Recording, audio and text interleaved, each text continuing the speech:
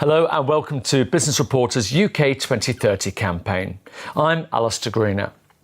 Study after study points to an alarming trend in the workplace. Employees are losing interest in the success of their employer. To some extent, this makes sense since they don't intend working at the company for more than a few years. It would seem very noble of them to be concerned with what happens to the company 7 or 8 years down the road. To find out more about what's holding employees back and what companies are doing to transform their relationships, we're here to talk with Dimitri Boylan, CEO of Avature and the maker of Avature DNA, a social HR system.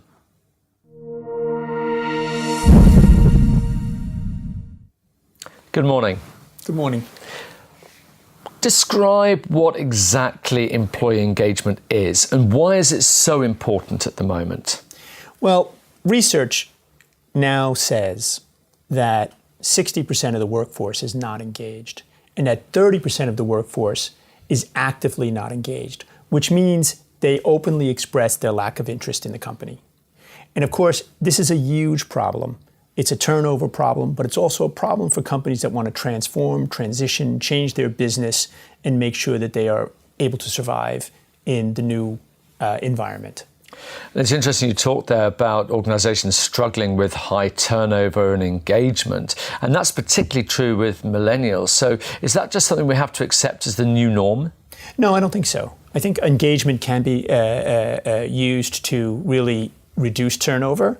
I also think that millennials didn't come out of the womb with this desire to change jobs every 2 years. I think they're doing it for a reason. They're coming into a culture and an environment that's very top-down, command and control. That's not what they were raised to operate in. We've raised them differently. We need to manage them differently. They like to have purpose. They are in need of reward as part of the experience. And they need a culture that sort of fits their worldview so that they feel comfortable in it. And they need enablement. And for them, that means technology. Let's look at the HR function. What can they do to turn this situation around? Or ultimately, are they just doomed to pass on the bad news to senior management that this is turnover that we're going to have to accept? Well, I think HR's challenge is that they don't have systems that allow them to measure engagement. They are living in the world of these historic enterprise technology systems that were basically accounting systems. They manage numbers, they managed assets. They don't really reflect people's sentiments. They don't really think about how much one person cares about somebody else's job or the success of somebody else in the organization. So with the wrong tools, it's very difficult for them to actually get the right outcome. You talk about this method of working, but ultimately managers will be used to this command and control system that you've been talking about. They will be used to a different kind of way of working. So how do you deal with that? Well, I think that's the job of HR, to help the managers to work differently.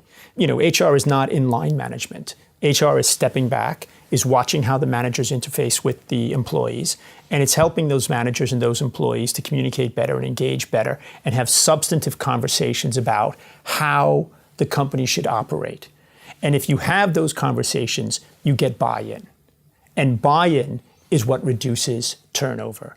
Buy-in is what allows a millennial to say, I'm going to stay at this company because some of my ideas need to bear fruit here. And remember, millennials have a choice today. Unlike us, they can also go out and go to another company that is run by millennials. It'll be a startup, okay, but it'll be exactly the type of culture that they want. You're advocating quite a change here. So tell me a little bit more about Avature and what you do to help this scenario. What Avature tries to do is we try first to understand the big paradigm shifts that our customers have to deal with. Second of all, we understand that the technology needs to change because our customers are being asked to be agile. Now, agile is the opposite of command and control. To be agile, to have a more fluid work environment, an environment where more people can participate and buy into the outcome of the organization requires technology that is designed fundamentally differently.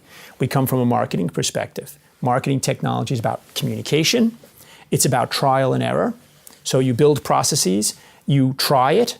If it works, and the data tells you it works, you do more of it. If it doesn't work, you kill it and you do something else. This type of environment and the technology that you need to do it gives you the type of agility that our customers are asking for and which they need in order to retain this type of workforce, the millennials.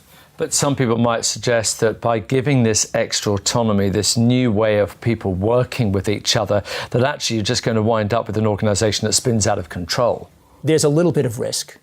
And in business, if you go to a zero risk scenario, you never win.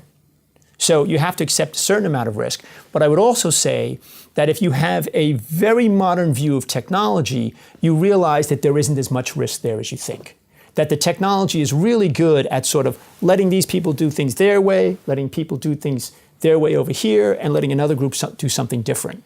Because the technology today is 10 times more powerful than it was 10 years ago. A CEO of this organization is someone you're going to need to convince, and they are going to be looking for tangible, quantifiable results. So how do you measure success in this different way of working? Well, I think that, first of all, you've got to develop a set of metrics around commitment, around intent, around helpfulness, around cooperation, around learning. These are soft metrics that you need to develop. And you need to develop the science, basically, of understanding how these soft metrics all add up to a better outcome. So the job's not trivial, and I'm not saying it is. I'm saying it is the job, though, of the modern HR organization. This is the thing they have to get right. What about the future? Let's fast forward, say, 3-5 years. What's employee engagement? What's the workforce and the work environment going to look like in the future? Yeah, well, I think the employee engagement is going to have gone way beyond small talk. And what it's really going to be about is how does the company operate? And when everybody involved in the company has a stake in how the company operates and can either prove or be disproved in their ideas, you're going to have a meritocracy inside the organization that is much more just. And when you have that type of social structure, you're going to have some companies significantly outperforming others. And I mean, this is the key. How do you get to outperform the competition?